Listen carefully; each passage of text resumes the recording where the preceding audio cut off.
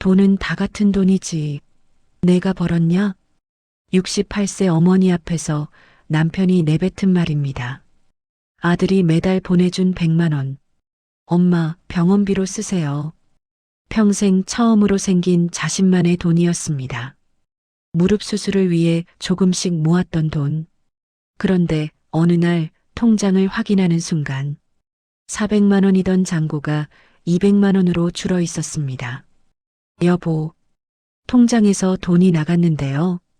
떨리는 목소리로 물었습니다. 내가 썼소. 남편의 대답은 너무 짧았습니다. 변명도 사과도 없었습니다. 제 통장인데. 당신 통장? 우리 통장이지.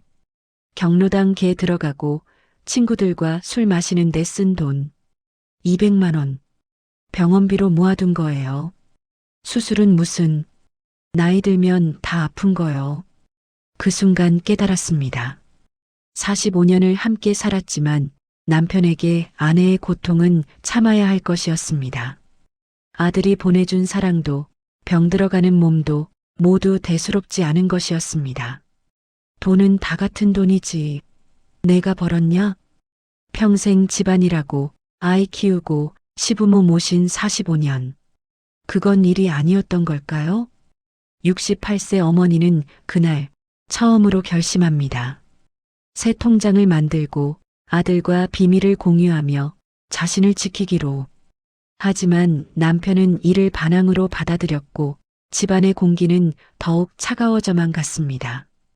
괜히 아들만 힘들게 만들었나? 죄책감과 외로움 사이에서 어머니는 흔들립니다.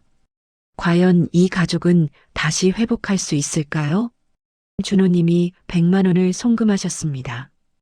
휴대폰 화면을 보는 내 손이 미세하게 떨렸다. 80 가까운 나이에도 익숙해지지 않는 떨림이었다. 엄마, 병원도 다니고 맛있는 것도 드세요. 건강 챙기시는 게 제일 중요해요. 문자 메시지를 읽으며 나는 무의식 중에 입가에 미소를 띄웠다. 그러다 거실에서 들려오는 남편의 기침 소리에 화들짝 놀라 휴대폰을 서랍 깊숙이 밀어 넣었다.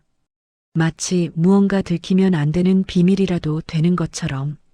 창밖으로 늦가을 햇살이 비스듬히 들어왔다. 11월의 오후 3시, 점심 설거지를 마친 뒤에 고요한 시간. 무릎이 욱신거렸다. 허리도 뻐근했다. 아침에 국 끓이고 빨래하고 마당 쓸고 점심 차리느라 무리했던 탓이다. 여보, 나 경로당 가봐야겠소. 거실에서 남편의 목소리가 들렸다. 70을 넘긴 박영호. 45년을 함께 산 사람.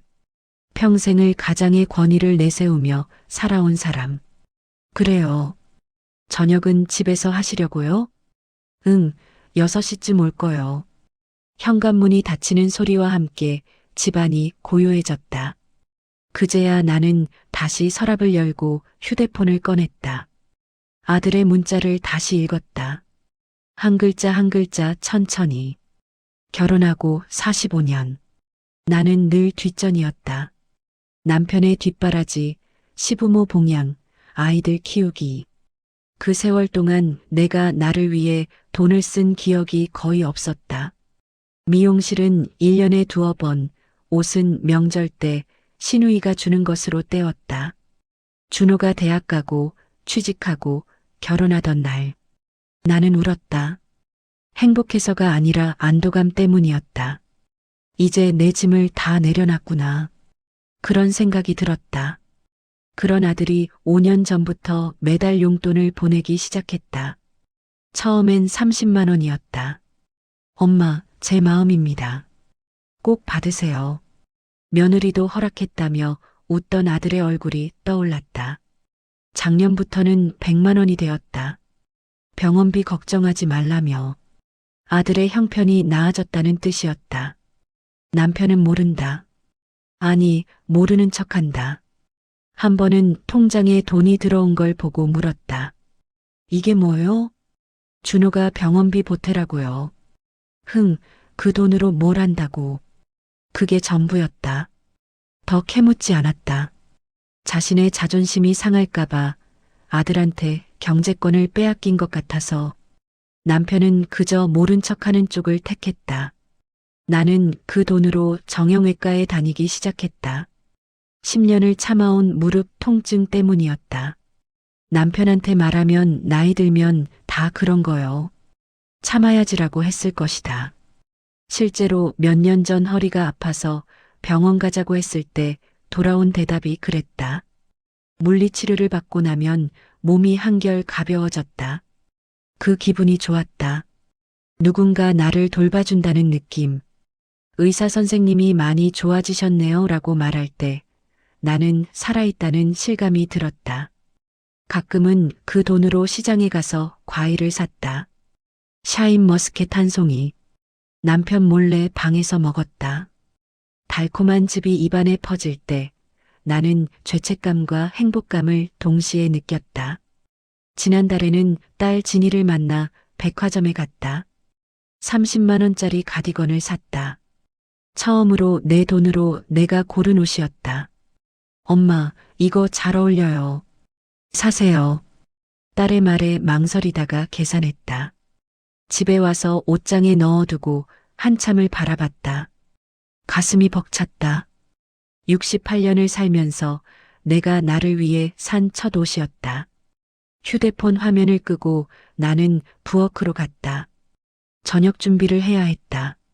남편이 좋아하는 고등어 구이와 된장찌개. 익숙한 동선으로 움직이면서 나는 생각했다. 이게 사치일까? 아들이 준 돈으로 나를 돌보는 것. 병원에 가고 과일을 사 먹고 가끔 옷을 사는 것. 그게 사치일까? 욕심일까? 무릎이 다시 욱신거렸다. 나는 싱크대에 손을 짚고 잠시 숨을 골랐다. 거울에 비친 내 얼굴이 보였다. 주름진 얼굴, 백발이 섞인 머리, 굽은 어깨. 언제부터였을까? 내가 나를 잊어버린 게. 고등어를 석쇠에 올리며 나는 다시 아들의 문자가 떠올랐다. 엄마, 병원도 다니고 맛있는 것도 드세요. 그 말이 나에겐 사랑이었다. 평생 누구도 해주지 않았던 나를 먼저 생각해주는 그 말이. 창밖으로 해가 기울고 있었다. 남편이 돌아올 시간이 다가왔다. 나는 테이블을 닫고 밥그릇을 꺼내며 마음속으로 되뇌었다. 조금만 더 나를 위해 살아봐도 되겠지.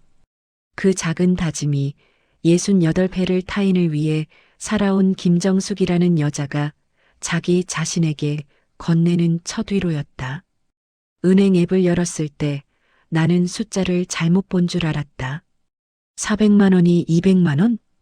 2달 전 확인했을 때 분명 400만 원 넘게 있었다. 준호가 보내준 돈과 병원비로 쓰고 남은 것, 조금씩 모아둔 것.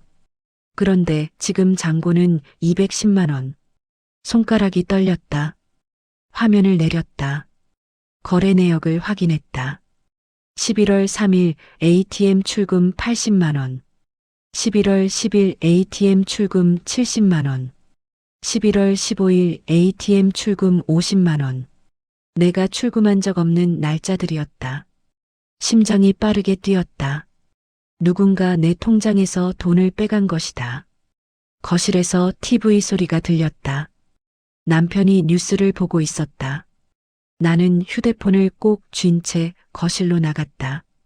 다리가 후들거렸다. 여보, 왜? 남편은 TV에서 눈을 떼지 않았다. 통장에서 돈이 나갔는데요. 그래서 제가 출금한 적 없는데 200만 원이 나갔어요. 그제야 남편이 고개를 돌렸다. 표정이 굳어 있었다. 내가 썼소. 짧은 대답이었다. 변명도 없었다. 사과도 없었다. 왜 말도 안 하시고. 목소리가 떨렸다. 억지로 참았다. 말해야 하오. 부부간에. 그래도 제 통장인데요. 당신 통장? 우리 통장이지. 남편의 목소리가 높아졌다. 나는 한 발짝 뒤로 물러섰다. 무슨 일에 쓰셨? 경로당에서 개 들었소.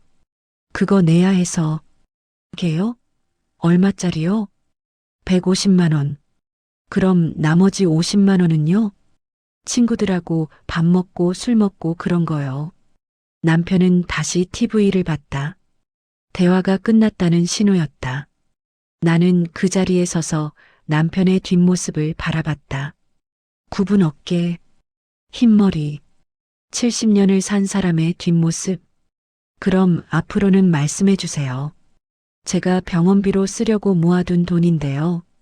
병원비가 얼마나 든다고. 과장하지 말고.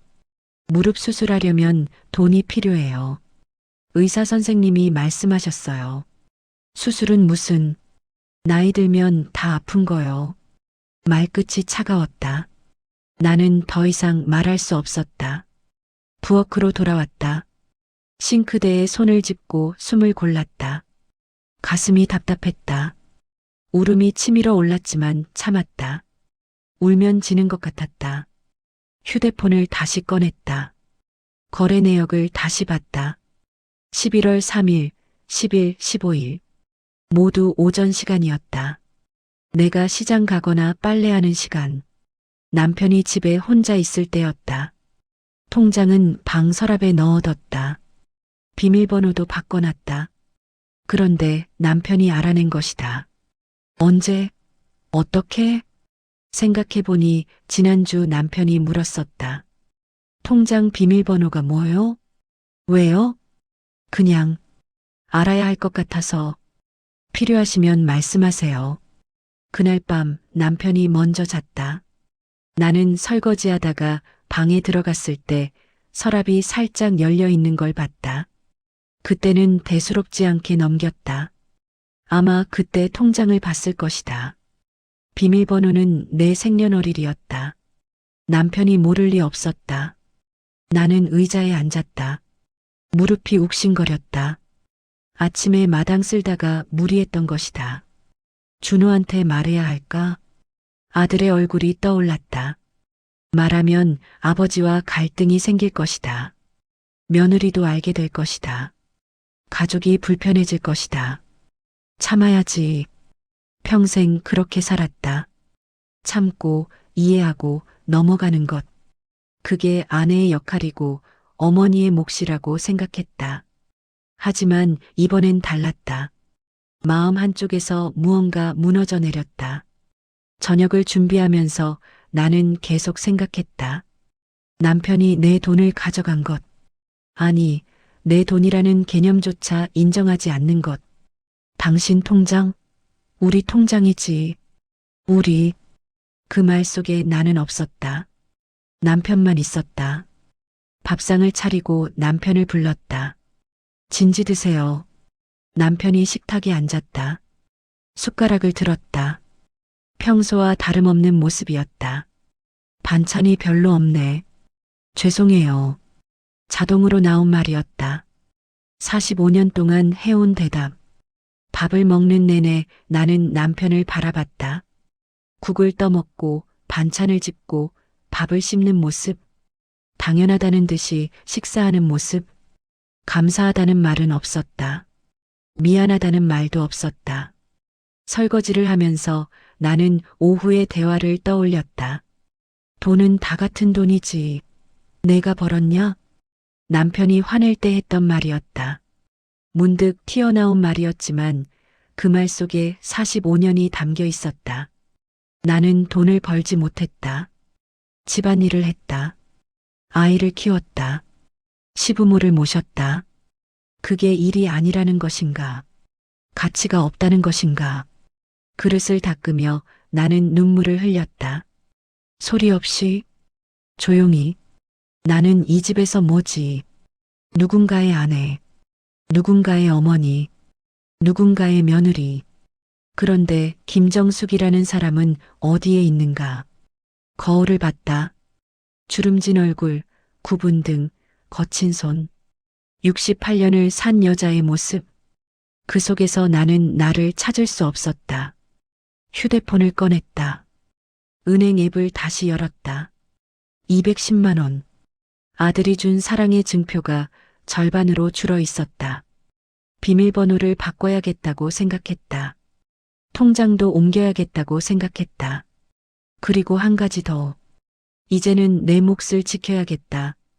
작은 결심이었다. 하지만 68년을 살면서 처음으로 나를 위해 내린 결정이었다. 창밖으로 밤이 깊어가고 있었다. 나는 서랍을 열고 통장을 꺼냈다.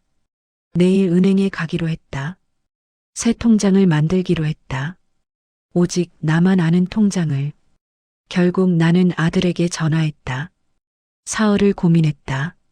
말해야 할까, 참아야 할까. 매일 밤 잠들기 전 휴대폰을 들었다가 내려놓기를 반복했다. 하지만 더 이상 참을 수 없었다. 아들이 준 돈을, 나를 위해 보낸 마음을 남편이 함부로 쓴 것이 받아들여지지 않았다. 엄마, 무슨 일이세요? 준호의 목소리는 늘 그랬듯 따뜻했다. 준호야. 말문이 막혔다. 어떻게 시작해야 할지 몰랐다. 엄마, 어디 아프세요? 아니야. 그게 아니고. 나는 숨을 깊이 들이쉬었다. 그리고 천천히 말했다. 통장에서 돈이 사라진 것, 남편이 허락 없이 가져간 것, 따졌을 때 되레 화를 낸 것. 전화기 너머로 침묵이 흘렀다. 긴 침묵이었다. 아버지가 그러셨어요? 준호의 목소리가 낮아졌다. 응. 근데 괜찮아. 엄마가 참으면 되니까. 엄마, 그게 무슨 말씀이세요? 집안 분위기 안 좋아질까봐 그래. 엄마. 준호가 내 말을 끊었다. 제가 드린 건 엄마 용돈이에요. 엄마가 병원 다니시고 편하게 쓰시라고 드린 거예요. 아버지 용돈이 아니고요. 알아.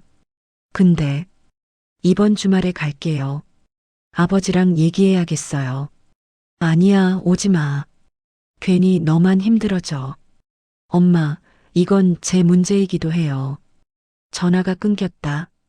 나는 한참 동안 휴대폰을 들고 있었다. 괜히 말했나. 후회가 밀려왔다. 아들을 불편하게 만든 것 같았다. 주말이 왔다. 토요일 오후 2시 준호가 집에 도착했다. 아버지 계세요? 현관에서 들려오는 아들의 목소리. 남편은 거실에서 신문을 보고 있었다. 왔냐? 네. 준호가 거실로 들어왔다. 나는 부엌에 서서 두 사람을 바라봤다. 가슴이 두근거렸다. 아버지, 제가 엄마 드린 용돈 말인데요. 준호가 조심스럽게 말을 꺼냈다.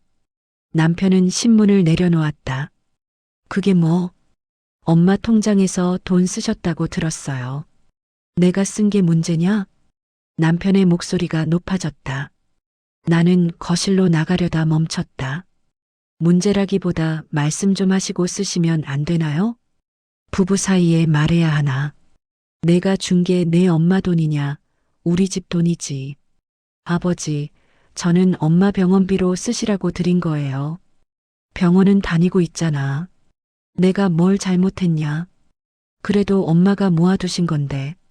모아둬서 뭐해? 쓰려고 돈을 벌지. 준호가 입술을 깨물었다. 나는 그 모습을 보며 가슴이 아팠다. 아버지는 평생 엄마가 뭐 하신 줄 아세요? 뭐? 집안일 하시고, 우리 키우시고, 할아버지 할머니 모시고, 그게 일 아니에요? 그건 당연한 거 아니냐? 아내로서, 며느리로서. 당연한 게 어딨어요. 엄마도 힘드셨어요. 지금도 힘드시고요. 남편이 벌떡 일어났다. 아! 목소리가 집안을 울렸다. 나는 움찔했다. 누가 가장이냐? 내가 가장이지. 내가 이 집 평생 책임지고 살았어. 내가 뭘 안다고 나한테 따져? 아버지, 나가봐. 더 이상 듣기 싫어. 남편이 방으로 들어가 문을 쾅 닫았다. 집안이 고요해졌다.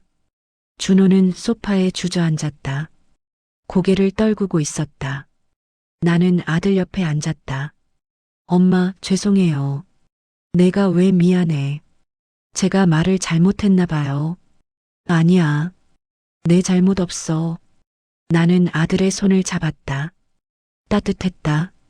준호의 눈가가 붉어졌다. 엄마가 평생 고생하신 거 알아요. 그런데 이렇게까지 무시당하시는 줄 몰랐어요. 괜찮아. 엄마는 익숙해. 그게 더 슬픈 거잖아요. 준호가 내 손을 꼭 잡았다. 이제 용돈 다른 통장으로 보낼게요. 아버지 모르시는 통장으로요. 그래도 되겠니? 당연하죠. 제 마음이에요. 준호는 1시간쯤 있다가 돌아갔다. 남편은 끝내 방에서 나오지 않았다. 저녁을 준비하면서 나는 생각했다. 괜히 아들만 힘들게 만들었네. 아들이 아버지와 싸운 것, 집안 분위기가 무겁게 가라앉은 것, 다 내 탓 같았다. 밥상을 차리고 남편의 방문을 두드렸다. 진지 드세요. 대답이 없었다. 나는 잠시 기다렸다가 다시 부엌으로 돌아왔다. 혼자 밥을 먹었다. 국물이 목으로 넘어가지 않았다. 억지로 삼켰다. 설거지를 하며 나는 울었다. 소리 없이, 눈물만. 내가 잘못한 걸까? 아들에게 말한 것, 도움을 청한 것, 그게 잘못이었을까? 하지만 다른 한편으로는 생각했다. 나도 사람인데, 존중받고 싶다. 내 몫을 지키고 싶다. 그게 욕심인가? 밤이 깊어졌다. 남편은 여전히 방에서 나오지 않았다. 나는 거실 소파에 앉아 어둠을 바라봤다. 휴대폰이 울렸다. 준호였다. 엄마, 내일 은행 가세요. 새 통장 만드시고 제가 그쪽으로 보낼게요. 그래. 엄마, 힘내세요. 엄마 잘못 아니에요. 고마워, 준호야. 전화를 끊고 나는 휴대폰을 가슴에 안았다. 아들의 말이 맞았다. 내 잘못이 아니었다. 나는 정당한 것을 요구했을 뿐이었다. 하지만 집안은 차가워졌다. 남편과 아들 사이에 금이 갔다. 그 중심에 내가 있었다. 어떻게 해야 하지? 방법이 보이지 않았다. 참자니 내가 힘들었고 맞서자니 집안이 무너졌다. 나는 창밖을 바라봤다. 달이 떠 있었다. 차갑고 고요한 달빛. 그 빛 속에서 나는 생각했다. 그래도 포기하지 말자. 내 몫을 지키는 것, 나를 지키는 것. 그건 욕심이 아니라 권리였다. 비록 지금은 힘들어도 언젠가는 길이 보일 것이다. 그렇게 믿기로 했다. 그렇게 버티기로 했다. 68년을 살면서 처음으로 나를 위해 싸우기로 한 밤이었다. 월요일 아침 나는 은행에 갔다. 새 통장을 만들었다. 비밀번호는 아무도 모르는 숫자로 정했다. 남편의 생일도 아이들 생일도 아닌 내가 태어난 해의 숫자 조합. 통장 어디 보관하실 거예요? 은행원이 물었다. 제가 잘 간수하겠습니다. 집에 돌아와 통장을 옷장 깊숙한 곳에 숨겼다. 내 옷 사이, 남편이 절대 들여다보지 않을 곳. 준호에게 문자를 보냈다. 새 통장 만들었어. 계좌번호 보낼게. 답장이 곧 왔다. 잘하셨어요, 엄마. 다음 달부터 그쪽으로 보낼게요. 아버지한테는 비밀이에요. 휴대폰을 내려놓으며 나는 이상한 기분이 들었다. 남편 몰래 통장을 만든 것, 아들과 비밀을 공유하는 것, 죄책감과 해방감이 동시에 밀려왔다. 그날 오후 나는 혼자 병원에 갔다. 전에는 늘 남편에게 말했었다. 병원 다녀올게요. 그러면 남편은 고개도 돌리지 않고 그래요라고 했다. 관심이 없었다. 이번엔 말하지 않았다. 조용히 신발을 신고 나갔다. 정형외과 대기실에 앉아 있으니 마음이 편했다. 누구 눈치 볼 것 없이 내 몸을 돌보러 온 시간. 김정숙 환자분, 물리치료실로 들어갔다. 치료사 선생님이 환하게 웃었다. 어머니, 요즘 많이 좋아지셨어요. 걸음걸이가 전보다 안정적이에요. 그래요? 네. 꾸준히 오셔서 그래요. 계속 이렇게 관리하시면 수술 안 하셔도 될 것 같아요. 그 말이 나를 울컥하게 만들었다. 누군가 내 노력을 알아봐 주는 것, 내가 나를 돌보는 일을 인정해 주는 것. 치료를 마치고 나오며 나는 생각했다. 이게 맞는 거야. 내 몸은 내가 챙겨야 한다. 아무도 대신해 주지 않는다. 집에 돌아왔을 때 남편이 현관에 서 있었다. 어디 갔다 왔소? 병원이요. 언제 나갔소? 2시쯤이요. 말도 안 하고 남편의 목소리가 날카로웠다. 나는 신발을 벗으며 대답했다. 전에도 말씀드렸는데 못 들으셨잖아요. 뭐? 병원 간다고 말하면 관심도 안 가지시면서요. 나도 모르게 말이 튀어나왔다. 남편의 얼굴이 굳었다. 말버릇이 그게 뭐요? 사실을 말한 거예요. 요새 말이 많아졌어. 이상하게. 남편이 거실로 들어갔다. 나는 부엌으로 갔다. 손이 떨렸다. 하지만 후회하지 않았다. 저녁 준비를 하는데 남편이 부엌으로 왔다. 통장 어디 있소? 심장이 쿵 내려앉았다. 왜요? 경로당에서 또 돈 내야 해서. 저번에 드렸잖아요. 또 필요하단 말이요. 얼마요? 50만 원. 나는 숨을 깊이 들이쉬었다. 제 통장에는 병원비밖에 없어요. 병원은 얼마나 자주 가길래. 제가 아프니까 가는 거예요. 나도 아파. 근데 참고 살지. 그럼 병원 가세요. 전 참지 않을 거예요. 목소리가 떨렸지만 똑똑히 말했다. 남편의 눈이 커졌다. 당신 지금 나한테 대드는 거요? 대드는 게 아니에요. 제 몫을 지키는 거예요. 뭐? 무슨 뭐? 제 건강을 지킬 권리요. 남편이 한 발짝 다가왔다. 나는 뒤로 물러서지 않았다. 내가 아픈 건 제가 늙고 있다는 뜻이잖아요. 그마저 무시당하면 전 뭐가 되는 거예요? 목소리가 갈라졌다. 눈물이 핑 돌았지만 참았다. 남편은 아무 말 없이 나를 바라봤다. 그리고 돌아섰다. 알아서 하시오. 방문이 닫혔다. 나는 그 자리에 서서 숨을 몰아쉬었다. 다리가 후들거렸다. 싱크대를 붙잡고 균형을 잡았다. 그날 밤 잠이 오지 않았다. 남편은 저녁도 먹지 않고 방에 들어가 나오지 않았다. 나는 혼자 밥을 먹고 혼자 설거지하고 혼자 거실에 앉아 있었다. 집이 너무 조용했다. 무서울 정도로.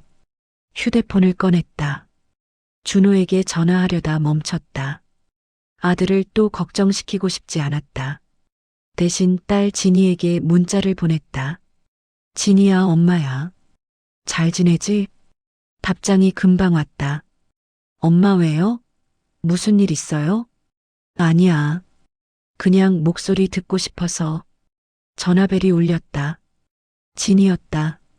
엄마, 무슨 일이에요? 딸의 목소리를 듣자 눈물이 났다. 아무것도 아니야. 그냥 내 목소리가 듣고 싶었어. 엄마, 울고 계세요? 아니야. 엄마. 진이의 목소리가 부드러워졌다. 오빠한테 들었어요. 아버지랑 통장 때문에 싸우셨다고.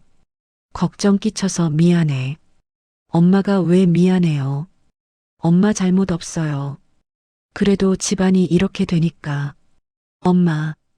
진이가 내 말을 끊었다. 엄마도 행복할 권리 있어요. 엄마도 아프면 치료받아야 해요. 그게 당연한 거예요.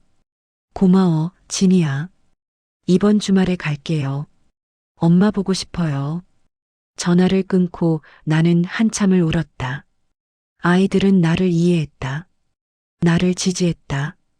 그것만으로도 힘이 났다. 다음 날 아침 남편이 식탁에 앉았다. 나는 조용히 아침을 차렸다. 국밥, 반찬. 평소와 똑같이. 잘 드세요. 남편은 대답 없이 숟가락을 들었다. 침묵 속에서 식사가 이어졌다. 불편했지만 견딜만 했다. 설거지를 하는데 남편이 현관으로 나갔다. 어디 가세요? 경로당. 점심은요?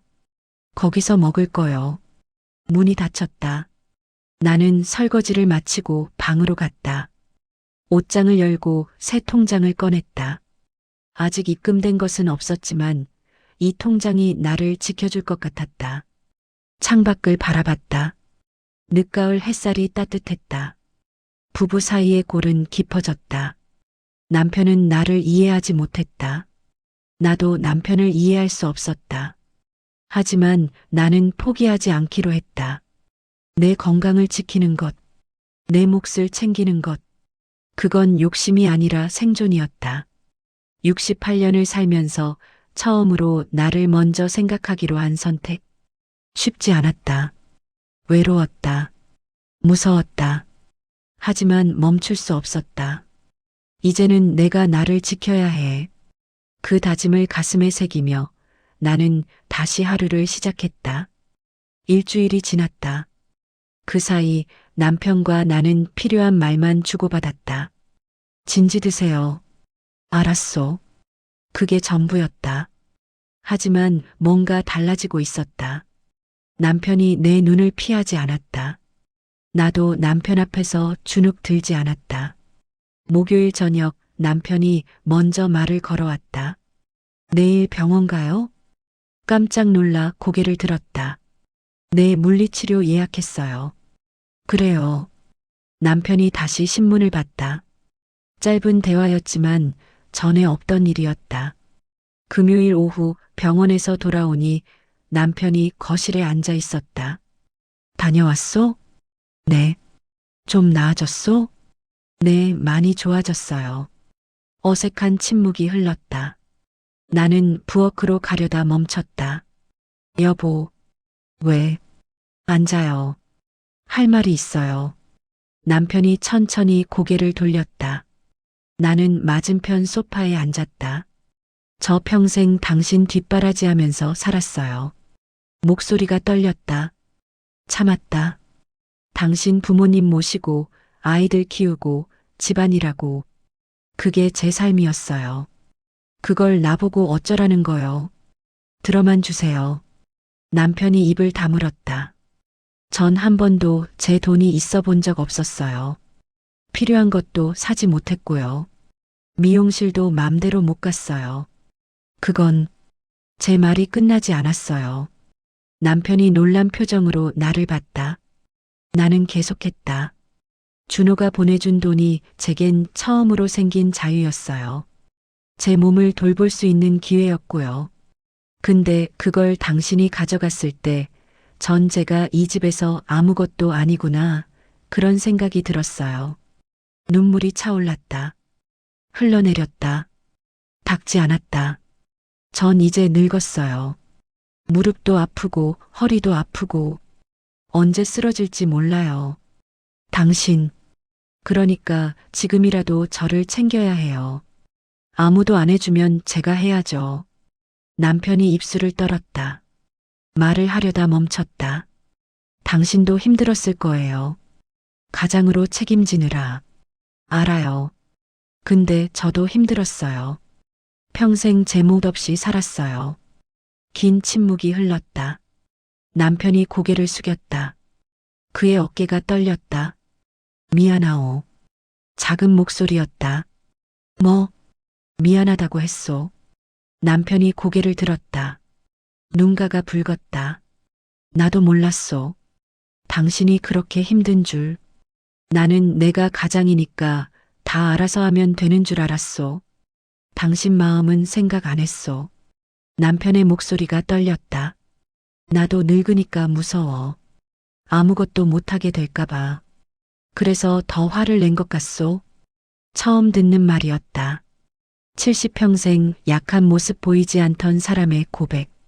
여보, 당신 돈 이제 손대지 않을게. 나는 노력할게. 남편이 손을 내밀었다. 주름진 손. 나는 그 손을 잡았다. 따뜻했다. 우리는 한참 동안 손을 잡고 앉아 있었다. 말없이 그날 밤 남편이 방에서 나왔다. 준호한테 전화해야겠소. 왜요? 사과해야지. 남편이 휴대폰을 꺼냈다. 서툰 손놀림으로 전화를 걸었다. 준호야. 전화기 너머로 아들의 놀란 목소리가 들렸다.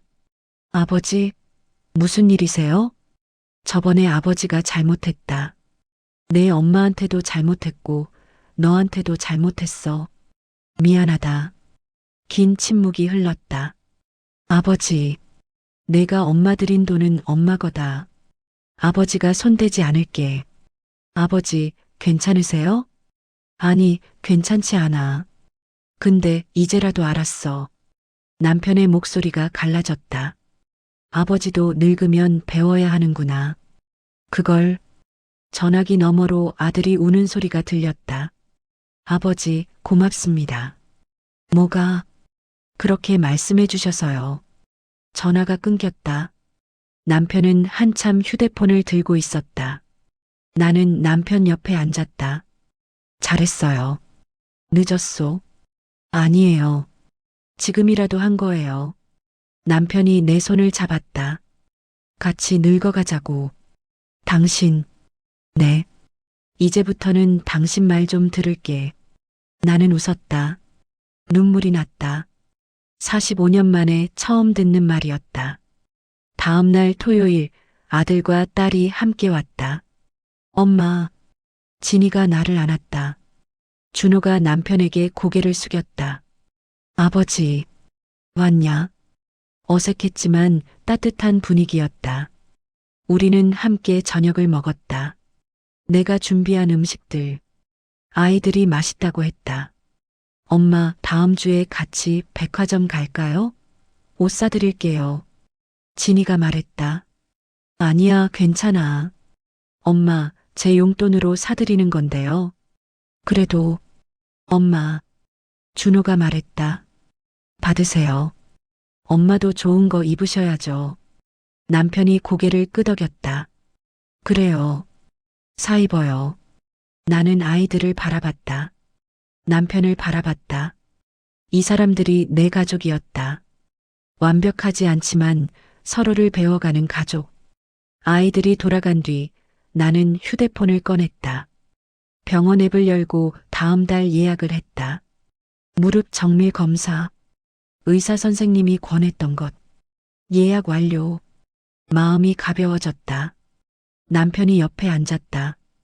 뭐하오? 병원 예약했어요. 다음 달에 정밀 검사 받으려고요. 같이 갈까? 놀라서 남편을 봤다. 진짜요? 응. 나도 검사 좀 받아야 할 것 같소. 그래요. 같이 가요. 남편이 내 손을 잡았다. 당신 고생 많았소. 당신도요. 우리는 창밖을 바라봤다. 초겨울 저녁이 내리고 있었다. 가족은 완벽하지 않았다. 우리도 완벽하지 않았다. 하지만 노력할 수 있었다. 배울 수 있었다. 변할 수 있었다. 나이가 들어도 아니 나이가 들었기에 더 서로를 이해하고 배워가는 것. 그게 가족이었다. 나는 깨달았다. 내 인생에서 가장 중요한 사람은 나 자신이라는 것. 나를 돌보는 게 이기심이 아니라 사랑이라는 것. 그리고 그 사랑이 가족에게도 전해진다는 것. 68년을 살아 처음으로 배운 진실이었다. 늦었지만 괜찮았다. 지금이라도 알았으니까. 남편의 손을 꼭 잡으며 나는 생각했다. 이제 시작이야. 나를 위한 삶. 우리를 위한 삶. 그 시작이 바로 지금이었다. 창밖으로 첫눈이 내리기 시작했다. 하얗고 고요한 눈발. 새로운 계절이 오고 있었다. 우리의 새로운 시작도 함께